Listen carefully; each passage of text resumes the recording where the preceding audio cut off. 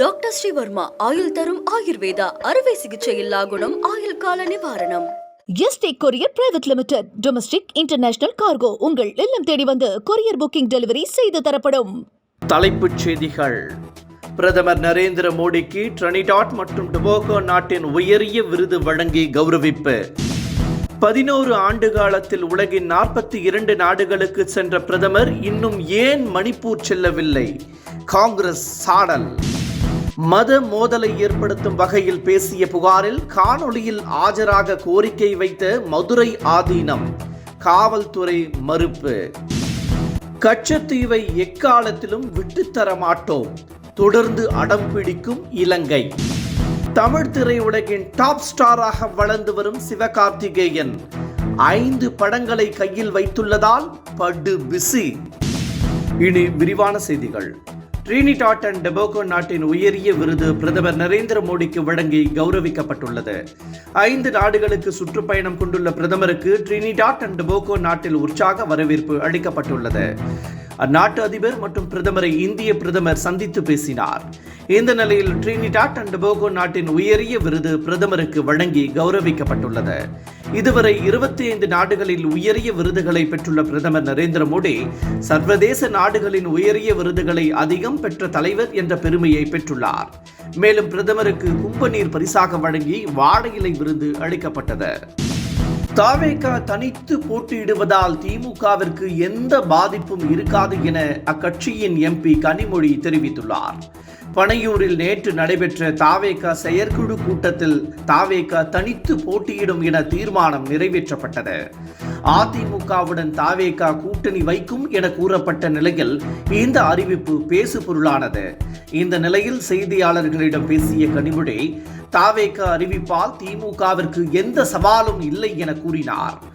அதிமுக திமுக இடையில்தான் போட்டி என்றும் திமுக மீதும் முதலமைச்சர் மு.க. ஸ்டாலின் மீதும் மக்கள் பெரிய நம்பிக்கையை கொண்டிருப்பதாகவும் கனிமொழி கூறினார். அதிமுக கூட்டணிக்கு தாவேகாவிற்கு நடிகை கௌதமி மறைமுகமாக அழைப்பு விடுத்துள்ளார்.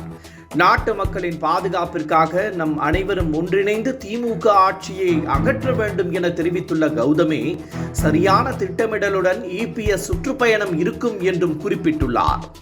தாவேகா தனித்து போட்டியிடும் என அக்கட்சி தீர்மானம் நிறைவேற்றியுள்ள நிலையில் அக்கட்சிக்கு அதிமுக கூட்டணியில் நடிகை கௌதமி கூட்டணி அழைப்பு விடுத்துள்ளார்.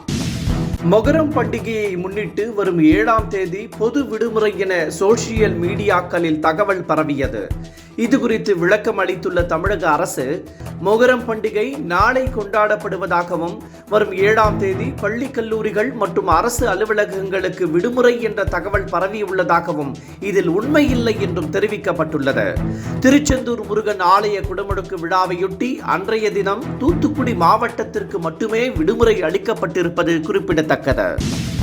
சினிமாவில் தற்போது தி பெஸ்ட் லைனப் என்பதை தக்க வைத்திருப்பது சிவகார்த்திகேயன் தான் என கூறப்படுகிறது.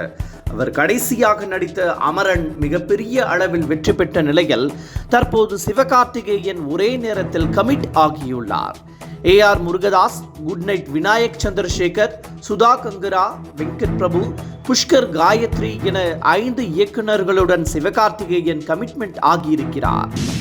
11 ஆண்டுகளில் 42 உலக நாடுகளுக்கு சென்ற பிரதமர் நரேந்திர மோடி ஏன் மணிப்பூருக்கு செல்லவில்லை என காங்கிரஸ் தேசிய தலைவர் மல்லிகார்ஜுன கார்கே கேள்வி எழுப்பியுள்ளார்.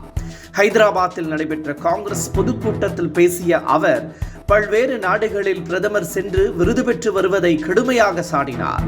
வெளியுறவு கொள்கையை பிரதமர் சிதைத்து விட்டதாகவும் பாகிஸ்தான், சீனா என அனைத்து அண்டை நாடுகளும் நம்மை விட்டு சென்று விட்டதாகவும் கார்கே கூறினார். இபிஎஸ்க்கு Z பிரிவு பாதுகாப்பு வழங்கப்பட உள்ளதாக மத்திய உள்துறை அமைச்சகம் தெரிவித்துள்ளது. சட்டப்பேரவை தேர்தலையொட்டி அதிமுக, பாஜக கூட்டணி அமைத்துள்ளன. இந்த நிலையில் இபிஎஸ் வரும் திங்கட்கிழமை முதல் 21ஆம் தேதி வரை சுற்றுப்பயணம் மேற்கொள்கிறார். அவருக்கு Z+ பிரிவு பாதுகாப்பு வழங்கப்பட உள்ளதாக மத்திய உள்துறை அமைச்சகம் தெரிவித்துள்ளது. தேர்தலையொட்டி மக்களை காப்போம், தமிழகம் மீட்போம் என்ற பெயரில் இபிஎஸ் பயணம் மேற்கொள்கிறார். மத மோதலை உண்டாக்கும் விதத்தில் பேசிய புகாரில் மதுரை ஆதீனம் காணொலி காட்சி மூலம் ஆஜராக அனுமதி கேட்டிருந்த நிலையில் அதற்கு காவல்துறை மறுத்துள்ளது. மதுரை ஆதீனத்தின் கார் விபத்துக்குள்ளான நிலையில் அது குறித்து அவர் செய்தியாளர்களிடம் பேசியிருந்தார். அப்போது மத மோதலை உண்டாக்கும் விதத்தில் அவர் பேசியதாக புகார் எழுந்தது. இது தொடர்பாக அவர் மதுரை ஆதீனம் ஆஜராக ஏற்கனவே 2வது முறை சம்மன் அனுப்பப்பட்டது. ஆனால் காணொளியில் ஆஜராக வேண்டும் என ஆதீனம் விடுத்த கோரிக்கையை போலீசார் நிராகரித்துள்ளனர். அஜித்குமார் விவகாரத்தில் நீதி கிடைக்கும் வரை ஓய மாட்டேன் என சீமான் உறுதிபட தெரிவித்துள்ளார். கள்ளச்சாராய சாவுக்கு 10 லட்சம் ரூபாய் கொடுக்கும் அரசு காவலர்கள் அடித்துக் கொன்றால் 5 லட்சம் ரூபாய் தான் தருகிறது என விமர்சித்த அவர், அவ்வளவுதான் உயிருக்கு மதிப்பா என கேள்வி எழுப்பியுள்ளார். அஜித்குமார் விவகாரத்தில் நீதி கேட்டு வரும் 8ஆம் தேதி நாம் தமிழர் கட்சி சார்பில் போராட்டம் நடத்தப்படும் என்றும், நிகிதா கைது செய்யப்படும் வரை ஓய மாட்டேன் என்றும் சீமான் கூறினார். இத்துடன் இந்த செய்திகள் நிறைவடைகின்றன. மீண்டும் மாலை 5 மணிக்கு சந்திக்கலாம். வணக்கம். என்றும் உங்களுடன் மை இந்தியா. முக்கிய செய்திகளை உடனுக்குடன் தெரிந்து கொள்ள சப்ஸ்கிரைப் பண்ணுங்க, பெல் பட்டனை பிரஸ் பண்ணுங்க.